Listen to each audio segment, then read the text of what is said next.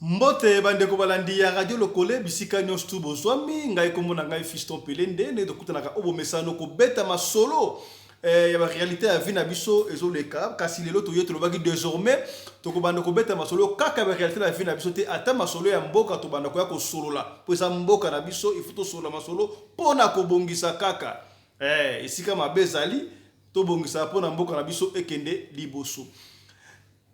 C'est 24 heures oyo réseaux sociaux ezaya ko ninga na ya ko sakana te ezopesa passe ezopesa mbilinga nunga ko sakana te pona discours ya chef de l'état ou tout ça la bongo na province ya Sankuru na Lodja précisément et pesi passe moi extrait wana oyo mokonzi ya mboka ko déclarer que mboka ekufi et si ekufa donc eloko ko yiba ezali susute et pesi batu passe ya ko sakana te.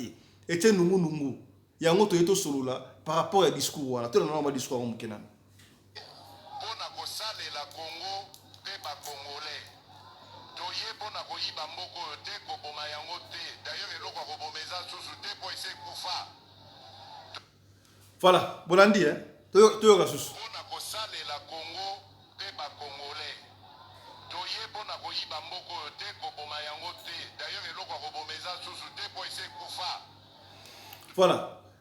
Maloba au chef de l'État à lobby et BBC mitema ya batu e belé. Alobi comment est-ce que mokonzi ya mboka azokoloba mboka ici e kufa eloko ya koboma eza susute. To sala ka banaliste to solo kaka to solo na bino kaka. Biso personnellement to on a contexte que nous sous peut-être chef de l'État mokonzi ya mboka a plaidé, a supplié, a vu on a contexte avec non batu moyibi eleki mingi ba détournement eleki mingi na mboka na biso projet 100 jours bambongo ekenda bamsu bakota prison ba bima to mona solution te chile jelu koto odoki mawatro aleli peut-être la cadre la obino tozo yiba nini batu so batu na musala toko yiba ni po eloko ko yiba ezala ka soute po mboka esi ekufa déjà na cadre wana peut-être. Si on a joué dans un contexte normal, les gens de la maman j'ai acheté dans un mille qui n'y donne un daku. Moi la yoka bana ba miliki ndambu et comme tu n'as c'est miliki. Si quand on a ça miliki est comme insuffisant. Maman Leli par exemple, comment est-ce que bozo ko yiba miliki non tout ça aussi là déjà pourquoi bozo continuer ko yiba peut-être dans le cadre wana dans contexte on a joué en na éviter. Mais ce qu'on a vu dans un contexte où on a chaque fois comment est-ce que chef de l'État, garant de la nation, papa yandaku, tout haut, azoko loba yemo que mboka ici est kufa et l'on a koyiba et ça shooté pour le shooter en des peut-être batu passi. Mais moi je crois que quand on est papa, quand on est chef de l'État, on doit s'assumer par exemple. Ce qui nous ont dans l'histoire yakala. Tangu nous avons indépendance. Kasavu bazoki mboka na maboko ya ba Belge. Ils sont assumés na oya kuta ke pa Belge. Tant Kasavu bo alongwe Mobutu a du pouvoir, ils sont assumés na oya kuta ki ndenge Kasavu batika ki mboka. Et ainsi de suite Mobutu tant a mboka déjà pendant plus de 30 ans. Au moins 32 ans. Tant akei Laurent Désiré Kabila tant il s'est assumé, il n'a pas pleuré. A kuti mboka na tawana, il continue à sali oya korosala. Et tant que Kabila, le père, a Koufi, tant que Joseph Kabila Kabange a eu pouvoir, il n'a pas pleuré. Il s'est assumé. Un chef s'assume. Un chef ne pleure pas. À Sali 18 ans, il est parti. Tant que Mokondi Mboka, Mboka, Félix Antoine Tshisekedi Tshilomboye, à côté, il doit s'assumer. Il ne faut pas que ça va parler à l'impératif au cas où. Alors oui, pour la plaider dans Mboka, c'est bon, mais au cas où ils se plaignent que Mboka est coupé, donc on se fait on a fait ça passe, on est tout qui s'y bat tout mitema. Parce qu'un chef s'assume. Ce qui s'y carbe, et comme éloge, et comme exemple pour la bateau. Au yoka kite, mon continue à baki ah Mboka est koufa. Ndenge ba de koufa robaka ah Congo ko bonga susute. D'ailleurs, yoki mo continue à lobido Mboka ici est koufa. Et là, on doit s'assumer. étant chef. Un chef, c'est le père de la famille. Papa, tu as un désordre, il s'assume. Papa, il a mutema et puis il continue. On part tout droit pour la bongisa. Et c'est que ça qui m'a bongisa. Bongisa pour ndako etambola malamu. Moi na bebisaki, moi si a bebisaki, ndeko a bebisaki, ba voisin a bebisaki, papa ça qui te so papa yé pour papa ça muté espoir. Le présent c'est un chef, c'est un père de famille, on appelle ça espoir, espoir da pas na yé. Ce qui me konza bandi ko lela, là c'est devenu un danger pour na mboka. Le chef s'assume. À moins que ça dans le contexte juste pour expliquer peut-être un dengue miliki azo plaider to tika moyibi po to silisi des anyonso mwandambu o to tonga mboka et pesi pasi to yika pour ça va synthèse à mukie na mo extrait wana zo pesa nungu et zo kotukisa batu mutema na réseaux sociaux batu baza ya ko se plater comment est-ce que chef akolo makambo ya boye yoka to ça la Congo voilà.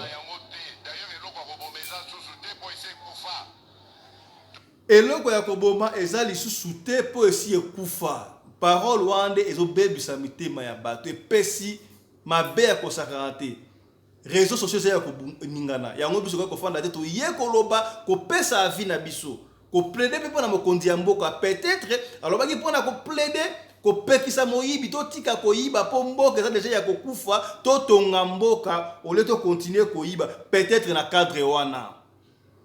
Peut-être na cadre wana. Peut-être na cadre wana. Mais il faut faire aussi beaucoup d'attention quand un chef de l'État. Le chef de l'État a plus de 1000 conseillers. Tout ce monde on dirait ma sortie médiatique, tout va sortir sur mingi ya public ya mokonzi ya mboka. C'est comme ça pose problème.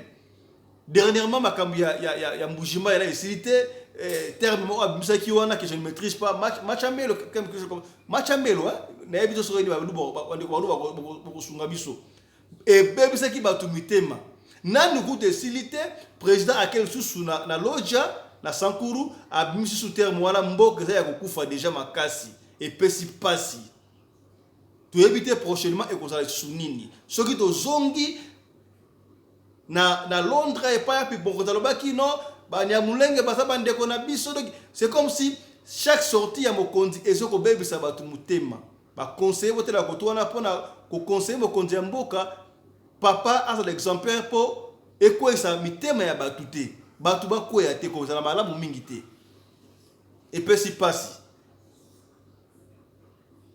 batu basepelité à partir ya image wana toyo kana ma réaction à quelques congolais o ba moni yango mabe pona bango biyo kana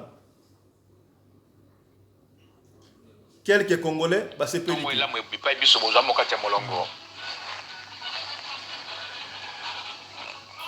nakulinga ba Maliban ba Taliban ba Fanakwiti soi-disant ba combattant ba IDPS ba telema ba buka beton yo ba chilibiso oyo beton yo ya purupuru. Est-ce que tango yo mokonzi olobaka discours ya bakuluna? Parce que quand tu parles, c'est le discours de la rue. Ce n'est pas un chef de l'État qui parle. Quand il dit naye koyiba toye koyiba te. D'ailleurs, elle va koyiba ezate. Mboka ici buka mais mbongo wana do voyager na wana tout le monde pendant plus de 130 voyages. À voyager quand même avion coûte à combien d'abord? Location à jet. Et ça à combien? Location à hôtel n'a pas tourné tout. Pardon voyager na cuisiner à kola ba fufu. Parce que biloko ya 5 étoiles au monde là bien hôtel c'est palace. Biloko là ba kuna ya tonda kate il faut badier za la table pour na ya tonda. Ba voyager na cuisiner bango ya kola badi. Modèle ya mutu wana bobenge ke ta mukonzi.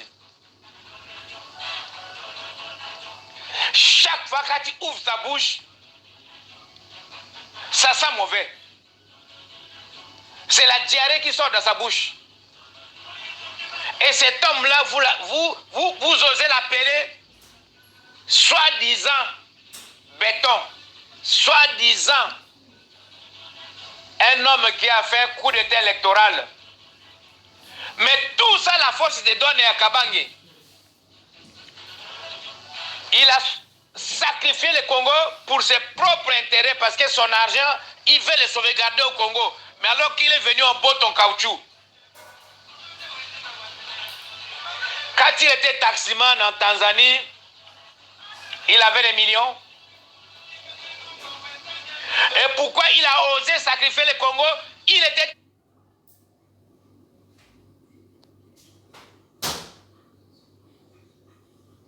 Voilà. Je crois qu'on a une réaction, il y a un déco, un lobby. Moni batu ba sepelité na réaction wana ba sepelité na maloba oyo wana. Oyo mokonza bimisi ke mboka ici ekufa. C'est comme si bande ko yimoni lokola mokonzi papa boza ba pauvre ba eloko mokote papa azo finga bino bana boza eloko te ndako se eloko mokote botika ke muyibi. Et pesi bien te pesi maite et baby si mutema ya batu. Toyoka na ngo mndambu. Pona kosalela Congo pe ba Congolais. Toye pona koyiba mboko te koboma yango te. D'ailleurs eloko kobomeza susu te po ese kufa. Voilà. Donc mokonzi ya mboka azokoloba tina nini bazoko ba ministre ba ye na poste wana ba conseiller ba ye ba député ba ye ba PDG conseil ba mandataire public. Bo ye pona koyiba te. D'ailleurs, eloko ya koyiba ezate po mboka ici ekufa. Soki potali bien, alobela mwandenga mabete mokonzi ya mboka. A expliquer kaka nina expliquer na pesi exemple lokola papa tiki za miliki na ndaku bana bayiba ka miliki malem jour alinga utiliser za miliki ya pona kosala café ya batu nyoso tout amoni ke miliki ekomi na 7 kilo muki atuni me pona nini bozoko yiba. Eloko kosa eza susu awa te po bosi boyibi déjà nyonso tout botika koyiba to tonga mboka peut-être ça la contexte wana donc ebebisa bandeko mitema te ebebisa bandeko mitema te. Alors ba député à Sankuru, je cite là André Tambwe abi pona ye donc il visite le chef de l'état na Sankuru na Loja et ça discours ça visite moko protocolaire et ça visite beaucoup il y a pré-campagne électorale parce que aye ko promettre nenga promettra kaka est-ce qu'il va réaliser ça 145 territoires na Grand Kassai bako bongisa bako tonga hôpitaux modernes école de conso eko kosamate wa za pona nini pona à peu près déjà 2023 pona vote na yeto nini député wana sepelité toyoka ye afin de ça l'analyse. Voilà.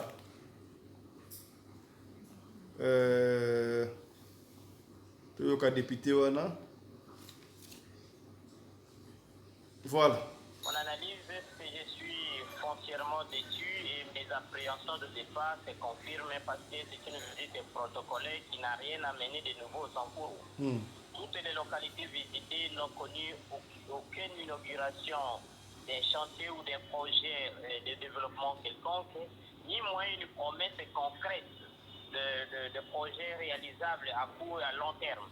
Donc la visite du chef de l'État ressemble cette fois-là à une visite de curiosité, simplement de désarroi. Le chef de l'État est allé se promener, peut-être pour des raisons de pré-campagne ou de campagne, mais en tout cas sur le plan politique et développemental, notre province en sort perdant.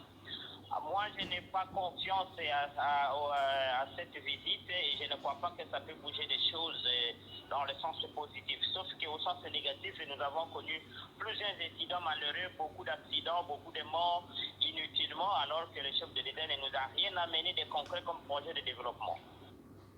Voilà. Ça, c'était le député élu du Sankuru, André Tambwe. Pour lui, il dit que voilà, chef de l'État a sali visite mogo protocolaire, il a promis des choses qui ne vont pas se réaliser. Peut-être pour la propagande 2023, plutôt à un acte mogo concrété. Rien ne fait, na loja visite na esa qui esa ata eloko moko te, au contraire et provoquer un incident ba accident bloc ebele ça ngona batukutu bakufi pour na koyamba chef de l'état au moins ça avait pas d'importance. Qu'est-ce que visite na esali nini? Là je profite sur l'occasion pour na koloba ba notable ya Sankuru baza ebele ba Charles Koto ba Mende boza combien ba Basile. Qu'est-ce que vous avez fait chez vous? Il paraît que bah, tu vas manquer même bah, hôtel ya rolala. Tout le monde commence que Mende a été humilié. Bah, tu vas drapeau ya parti na yem bazo rololaye. Qu'est-ce que vous avez fait? Où allons-nous mes chers frères? Tu es capable na kosola les lois et pesi pasi. Est-ce qu'il faudra avoir du courage? Le cola bah député à Sankuru André Tamboué. Il s'est exprimé librement. Moi j'ai fait ici des gens pareils. Mon analyse, est ce que je suis foncièrement déçu et mes appréhensions de départ se confirment parce que c'est une visite protocolaire qui n'a rien amené de nouveau au Sankuru. Toutes les localités visitées n'ont connu aucune inauguration d'un chantier ou d'un projet de développement quelconque, ni moins une promesse concrète de projets réalisables à court et à long terme. Donc la visite du chef de l'État ressemble cette fois-là à une visite de curiosité et simplement de désarroi. Le chef de l'État est allé se promener, peut-être pour des raisons de pré-campagne ou de campagne, mais en tout cas sur le plan politique et développemental, notre province en sont perdants. Moi, je n'ai pas confiance à cette visite et je ne crois pas que ça peut bouger des choses dans le sens positif. Sauf qu'au sens négatif, nous avons connu plusieurs incidents malheureux, beaucoup d'accidents, beaucoup de morts inutilement, alors que le chef de l'État ne nous a rien amené de concret comme projet de développement. Voilà, pour le député André Tamboué, le chef de l'État n'a amené rien de concret dans la province de Sankuru. Je suis pas na bourara ou sali na discours na ye. Voilà. Bandeko balandi radio le kolo to qui tout ça l'analyse on lona bino ensemble pour image oyo pesi mbutu na réseaux sociaux. Troba kindengo wana chaque fois que to moni eloko ko lobezali to banda ko ya ko beta lisolo ya mboka. Mais bozanga te bo s'abonner massivement à la radio le télévision pour na pourquoi to ko beta masolo obo mesano masolo ya kafu masolo ba pesi biso tango bino bo la bonne année ba de ko balala gite maka les choses se sont passées na nuit ya des 31 au 1er. Bo s'abonner na radio le collé bo fina cloche de notification pour rater programme na bisoté. Merci na maman Rina Rumbi coordinatrice ya radio le collé télévision mais aussi à Twin Family TV et 24. Sous n'a pas déjà pour un numéro de l'émission Radio Le Collet Télévision. Jusque là, pardon, j'allais dire, sous n'a pas pour un numéro sous Radio Le Collet ma solo sur votre télévision Radio Le Collet TV. D'ici là, portez-vous bien. Santé de faire à tous. Chap chap et tchara.